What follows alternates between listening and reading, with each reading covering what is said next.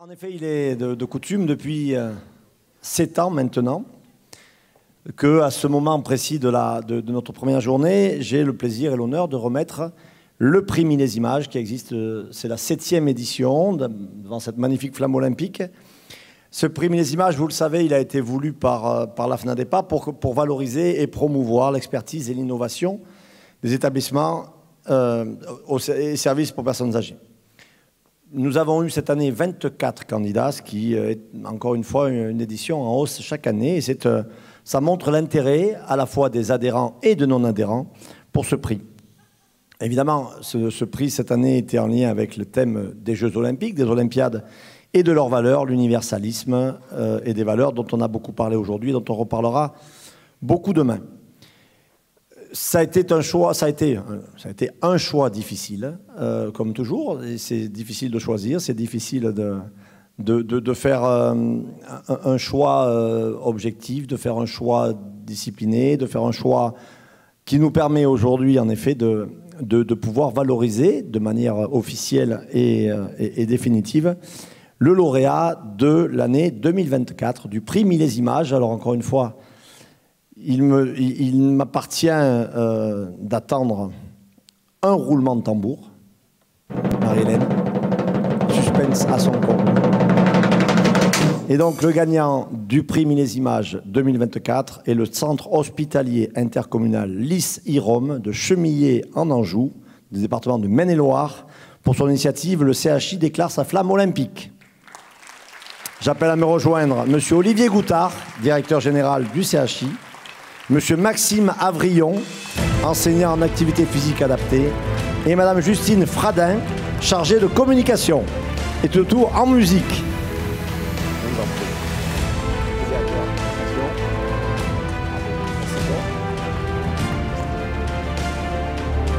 Alors, en quelques mots, mais très rapide, puisque vous en parlerez évidemment tous les trois beaucoup mieux que moi de ce que vous avez fait, de votre action et qui reçoit le prix cette année. D'abord, vous dire que c'est effectivement, on a apprécié beaucoup, le jury a apprécié la pluralité et l'originalité des actions. Et puis aussi la diversité du public. Il y a évidemment des personnes âgées, il y a évidemment des professionnels, mais il y a aussi des scolaires, des sportifs, des familles, des bénévoles, pour une action extrêmement complète, diverse, variée, qui a uni tous finalement autour de cette action et qui nous a permis en effet de trouver que votre action, monsieur le directeur général, madame, monsieur, était celui qui méritait ce prix Millésimage 2024. Je vous laisse le présenter et expliquer à tout et chacun ce que vous avez construit, parce que nul doute que ça va créer des émules et que vous serez vite copiés. Je vous laisse la parole. Merci, Monsieur le Président. Merci pour avoir retenu effectivement notre projet et d'avoir effectivement la possibilité de le présenter sur cette fin d'après-midi, donc pour clôturer effectivement cette première journée du Congrès national. Merci donc déjà à la FNADEPA. Merci aux membres du jury d'avoir effectivement retenu notre projet qu'on va effectivement essayer de vous présenter de manière la plus complète. Vous avez déjà donné un certain nombre d'éléments qui effectivement permettent de valoriser pour nous ce projet. Je voulais juste dire qu'on n'est que 3. Mais ce n'est pas un projet effectivement porté par 3. Il y a d'autres membres effectivement qui auraient eu plaisir à venir cet après-midi, mais malheureusement, bon, il y a le quotidien. Et puis, une des actions de ce projet se déroulait cet après-midi, donc il a fallu s'organiser. Et c'est pour ça qu'on n'a pas pu venir éventuellement avec un résident et avec d'autres professionnels. Voilà. Donc, je voulais juste dire, alors j'ai vu effectivement M. Charpentier partir, mais je ne sais pas si c'était en lien. Nous, on a décidé de ne pas faire le projet au Stade de France. On a considéré que c'était trop banal. Voilà, on l'a fait plutôt sur un autre lieu plus connu, qui est Chemillé en Anjou et Villers, forcément tout le monde connaît, mondialement connu. Donc voilà, on va prendre la manette.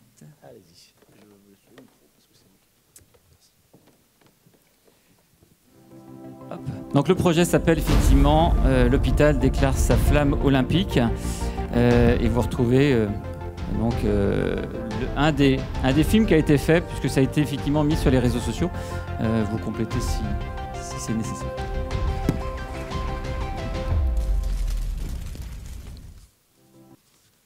Alors, donc on est voilà, tous les trois déjà présentés. Donc là, en tout petit, donc l'hôpital Lys-Irôme donc est un hôpital de proximité publique situé dans le Maine-et-Loire, sur 2 sites. Donc la particularité, effectivement, c'est qu'on est sur 2 sites distants de 18 km, liés à une fusion de 2 anciens hôpitaux locaux qui a créé l'hôpital Lys-Rhôme. Lys-Rhôme, c'est les 2 cours d'eau qui passent par Chemillé et par Villiers et qui a donné le nom de l'hôpital. On est sur 338 patients résidents accueillis. Comme tout hôpital de proximité, on a une partie sanitaire, mais qui est souvent effectivement plus petite, avec une activité de médecine, de soins médicaux et de réadaptation, puisque c'est le nouveau terme à utiliser, et puis d'unités soins longue durée et d'unités d'hébergement renforcées. Et puis, la plus grande partie de notre activité, en termes de capacité, c'est le médico-social, avec la partie effectivement d'EHPAD, du PHA, unité pour personnes handicapées âgées, les UPAD, unité pour personnes âgées désorientées, et l'hébergement temporaire. Alors, tout n'est pas forcément sur les 2 sites. Il y a une répartition équilibrée entre les 2 sites. Pour introduire le projet qu'on va vous présenter et qui a fait l'honneur d'être retenu par le jury de la FNADEPA, ça part effectivement, c'est pas un projet qui part de rien, c'est-à-dire que c'est un projet qui a été construit il y a plus d'1 an en perspective des Jeux Olympiques et qui s'est façonné et qui se met en œuvre tout au long de l'année 2024. D'accord ? Donc il y a des choses qui se sont réalisées et il y en a d'autres qui ne se sont pas réalisées encore, et parce que effectivement ça va couvrir tout l'été et jusqu'à septembre. Juste, on a mis effectivement quelques valeurs. Alors c'est pas pour être original, je vais être très clair. C'est simplement effectivement, depuis un certain nombre d'années, on travaille sur, comme vous tous, très certainement, sur l'accompagnement global des personnes que nous hébergeons, qui sont hospitalisées, en tenant compte de leur spécificité, de leur rythme, etc. Et on se base sur deux valeurs, entre autres. Il y en a bien d'autres, mais 2 sur lesquelles je voulais insister. C'est le prendre soin et c'est l'animation au sens maître de la vie dans l'établissement. Et donc, l'animation ne se résume pas à des ateliers, mais à du quotidien et qui sont faites effectivement de manière transversale. Ce sont 2 valeurs qui sont transversales et qui concernent tous les professionnels de l'établissement. Parce que pour effectivement mettre en place et répondre aux besoins de vie sociale des résidents, on a 3, animateurs, qu'on n'appelle plus animateurs, dans l'établissement. Il n'est pas possible de répondre à tous les besoins de vie sociale à 3 intervenants. Et donc, ils sont aujourd'hui des coordinateurs de vie sociale parce qu'ils sont là pour coordonner, pour faire émerger les projets. Et c'est les équipes, effectivement, qui sont à l'initiative, qu'on soit soignants, hôteliers, cuisiniers, agents techniques. Et ça, c'est en lien avec les projets personnalisés également. Voilà ce que je pouvais effectivement dire. Et puis, l'ouverture sur l'extérieur. Alors, forcément, on a des partenariats avec des organismes extérieurs. Et puis, les organismes, effectivement, viennent, ou même les habitants viennent, puisque, par exemple, sur un des sites, on a un grand parc. Et ce parc est ouvert à tout le monde. Et on y a mis des animaux, on y a mis un terrain de pétanque, etc. Voilà. Donc, il y a bien cette ouverture sur l'établissement. Et donc, le projet qui va vous être présenté tient compte de cette organisation, de cette dynamique, de ces valeurs. Et je laisse la parole à M. Avoyon et Mme Fradin.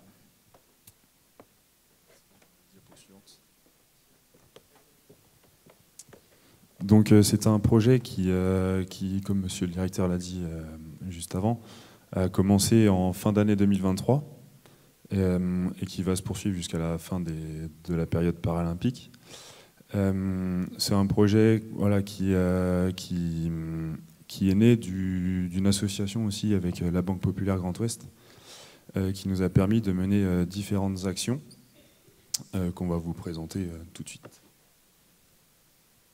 Alors, la première action, c'était de créer un club de supporters pour encourager 2 athlètes. Donc, c'était un partenariat avec la Banque Populaire Grand Ouest. Alors, on avait Camille Renoux, qui est une jeune athlète dont sa discipline, c'est la course de demi-fond. Et on avait Gladys Lemoussu, qui est une para-athlète sur le paratriathlon. Donc, cette première action, elle a été réalisée avec les habitants et les élèves d'un collège de Chemillé. Et les professionnels du CHI. C'est une action qui s'est déroulée en plusieurs temps. Et puis voilà, on vous laisse la vidéo avec le son.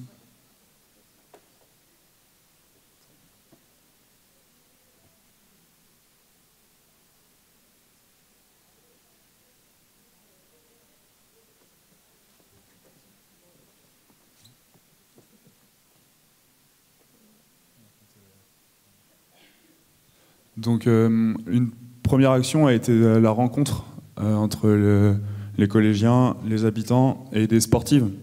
Donc Gladys qui participera au paratriathlon cet été, et Camille Renou qui malheureusement ne s'est pas qualifiée en athlétisme pour les Jeux Olympiques. Et donc l'idée a ensuite germé entre les collégiens et les habitants de monter un club de supporters et de réaliser des actions pour soutenir ces différentes athlètes. Et donc vous n'avez pas le son, mais... Il y a une chanson en fait qui a été faite par les collégiens de Chemillé et les habitants. Et donc en fait ils ont chanté la chanson tous ensemble et on a envoyé cette vidéo aux athlètes pour les encourager. Donc là on n'a pas le son, on est désolé, on ne sait pas pourquoi. C'est les paroles de la chanson qui défilent. Et tout ce que vous voyez comme activités sont des activités que l'on a menées, c'est-à-dire qui sont récurrentes. La piscine, la patinoire, c'est des choses effectivement qu'on a construites. Voilà. Donc c'est d'autres projets qui s'intègrent dans le projet. Vous pouvez passer là, ça y est.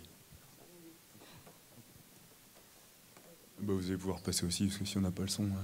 Et donc on a un réel retour avec les... Bonjour, salut à tous, je suis ravie de pouvoir m'adresser à vous, les résidents du CHI de Lys, mais aussi à vous, les 3e du collège Pierre et Marie Curie.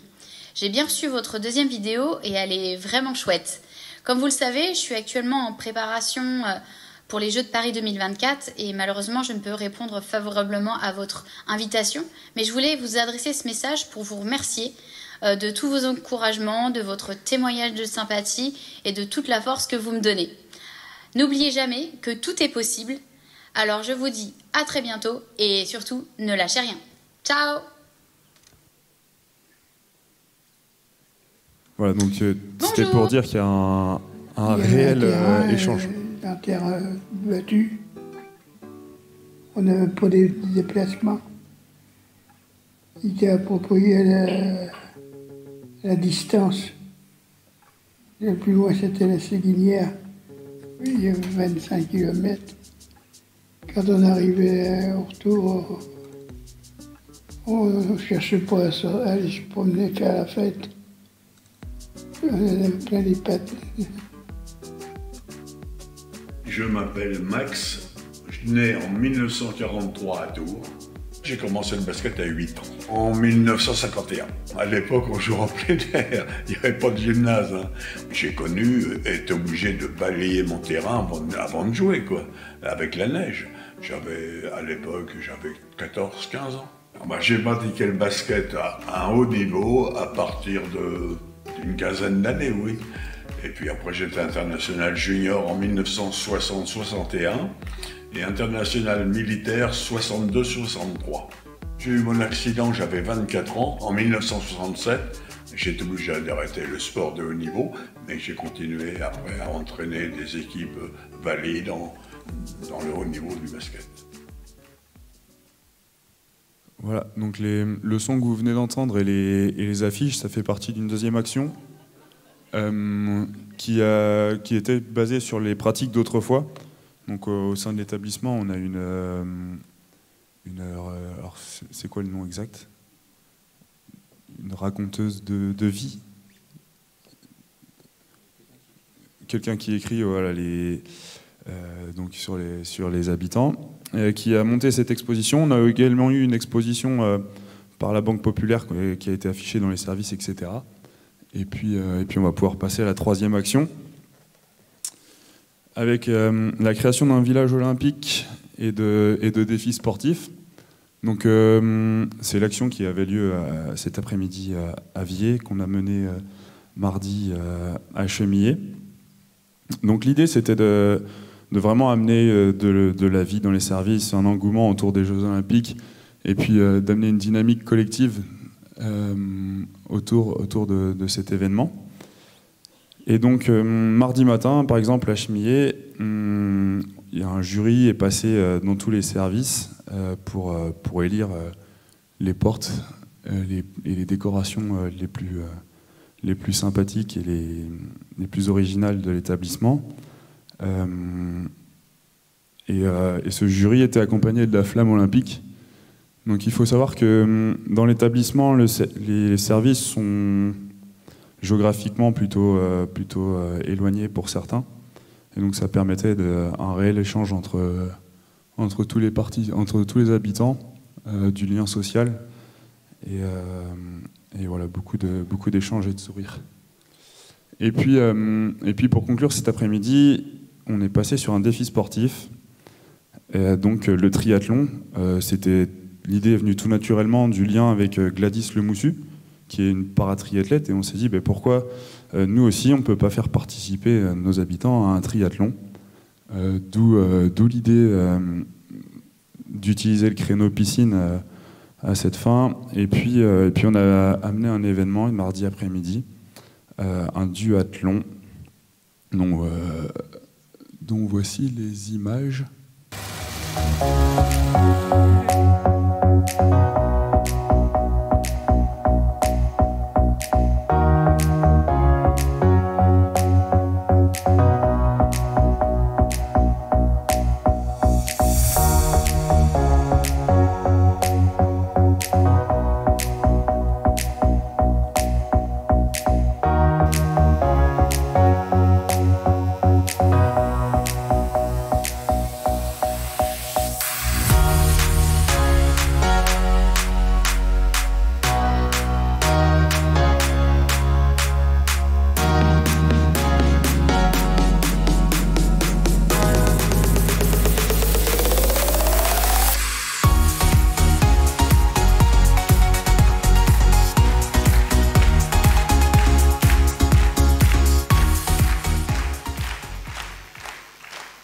Voilà. Et donc l'idée sur ce duathlon, c'était vraiment de faire participer un maximum de participants, donc par la marche, par le vélo qu'on a vu brièvement, mais également aussi de permettre aux personnes à mobilité très réduite de pouvoir participer également, d'où les joëlettes que vous avez pu voir, qui sont peut-être un petit peu distantes du côté physique de l'activité adaptée, mais qui par contre sur le côté social et psychologique ont vraiment un réel bénéfice et ont été très très appréciés des habitants qui ont découvert cette pratique.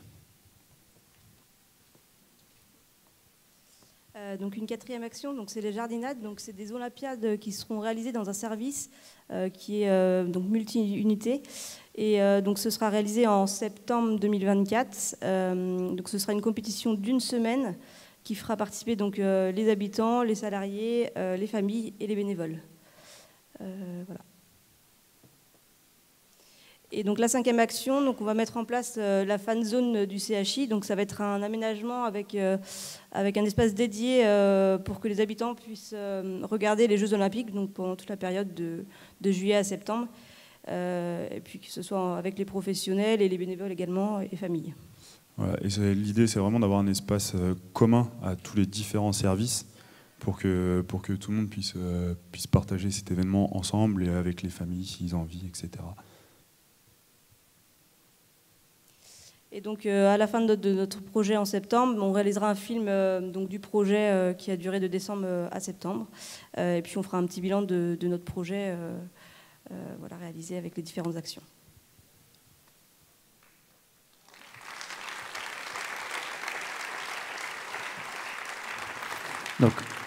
Donc vous l'avez vu, effectivement, c'est un projet qui présente plusieurs actions et qui n'a pu être réalisé que grâce à la mobilisation, effectivement, de tous les acteurs. Donc il y a forcément les équipes, mais les résidents sont très, très, effectivement, mobilisés et ont été embarqués dans l'aventure. Des familles, les bénévoles. Forcément, on a les partenaires, le collège. Les collégiens sont effectivement très actifs et ils sont venus. Et en fait, tout s'est fait principalement dans les locaux de l'établissement. Donc, je tenais à le souligner. Et puis, la Banque Populaire qui nous a mis voilà, à disposition un peu de matériel et puis le lien avec les sportives. Voilà, ça a été l'opportunité, c'était le point de démarrage parce qu'ils nous avaient effectivement accompagnés sur un autre projet dont je ne vais pas parler cet après-midi. C'est ça qui a déclenché effectivement notamment la première action.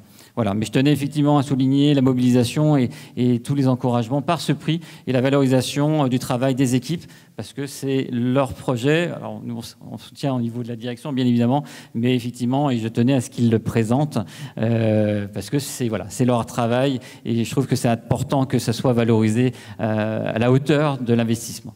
Voilà. Merci. Et merci à la fin départ. Merci beaucoup, un grand merci à vous trois. Deux choses peut-être. D'abord, vous avez bien fait, monsieur le directeur, de les inciter à présenter ce projet. Bon, ça, c'était une excellente idée, la preuve. Et puis la deuxième chose, on est évidemment très preneur de la rétrospective, du film rétrospective. N'hésitez surtout pas à nous transmettre les résultats de l'ensemble des actions quand elles seront abouties à la fin des Jeux Olympiques, Paralympiques. Et puis en espérant que Madame Le Moussu aura une belle médaille, le plus en or possible. Ça serait un beau succès et vous y auriez largement contribué. Encore une fois, un grand bravo à vous trois et à toutes celles et ceux qui ont contribué, qui ont fabriqué ça. Bravo à vous.